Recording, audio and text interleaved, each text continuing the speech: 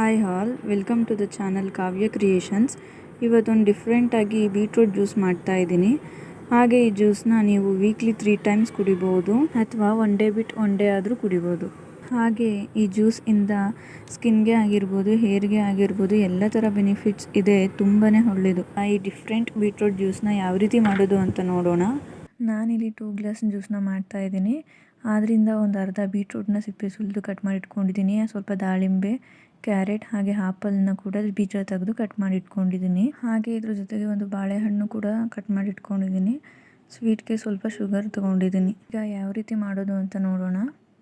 ನಾನಿಲ್ಲಿ normal jar ತೊಗೊಂಡಿದ್ದೀನಿ. ನೀವು ಫ್ರೂಟ್ಸ್ ಜಾರ್ ಆದರೂ ಯೂಸ್ ಮಾಡ್ಬೋದು ಅಥವಾ ಈ ಥರ ನಾರ್ಮಲ್ ಜಾರ್ ಆದರೂ ಯೂಸ್ ಮಾಡ್ಬೋದು. ನಾನಿಲ್ಲಿ ನಾರ್ಮಲ್ ಜಾರ್ ಒಳಗಡೆ ಕಟ್ ಮಾಡ್ಕೊಂಡಿರುವಂತಹ ಬೀಟ್ರೂಟ್, ದಾಳಿಂಬೆ ಹಾಗೆ ಇದ್ರ ಜೊತೆಗೆ ಆಪಲ್ ಮತ್ತು ಕ್ಯಾರೆಟನ್ನು ಸೇರಿಸ್ಕೊತಾ ಇದ್ದೀನಿ.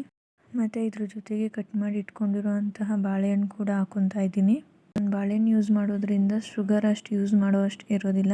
ಶುಗರ್ ಜಾಸ್ತಿ ಯೂಸ್ ಮಾಡದಿರೋ ಅಂಥವ್ರು ಈ ರೀತಿ ಒಂದು ಬಾಳೆಹಣ್ಣು ಯೂಸ್ ಮಾಡ್ಬೋದು. ನೋಡ್ತಾ ಇರ್ಬೋದು, ಶುಗರ್ನ ಒಂದು 1/4 ಸ್ಪೂನ್ ಹಾಕಿದ್ದೀನಿ ಅಷ್ಟೇ. ನಾನಿಲ್ಲಿ ಶುಗರ್ ಬದಲು ಕಲ್ಸಕ್ಕರೆನೂ ಯೂಸ್ ಮಾಡ್ಬೋದು. ಕಲ್ಸಕ್ಕರೆ ಇಲ್ಲದಿರೋದ್ರಿಂದ ನಾನು ಸ್ವಲ್ಪ ಬಾಳೆಹಣ್ಣು ಮತ್ತು ಸಕ್ಕರೆನ ಯೂಸ್ ಮಾಡಿದ್ದೀನಿ.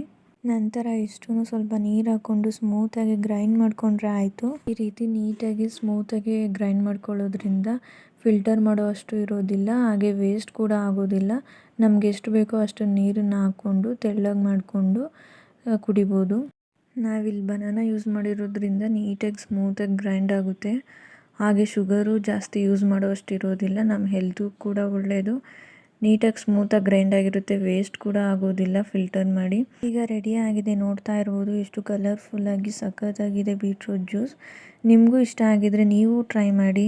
ಹಾಗೆ ಈ ವಿಡಿಯೋ ಇಷ್ಟ ಆದರೆ ಪ್ಲೀಸ್ ಒಂದು ಲೈಕ್ ಮಾಡಿ. ಕಾವ್ಯ ಕ್ರಿಯೇಷನ್ಸ್ ಚಾನಲ್ನ ಸಬ್ಸ್ಕ್ರೈಬ್ ಮಾಡಿ. Thank you for watching friends.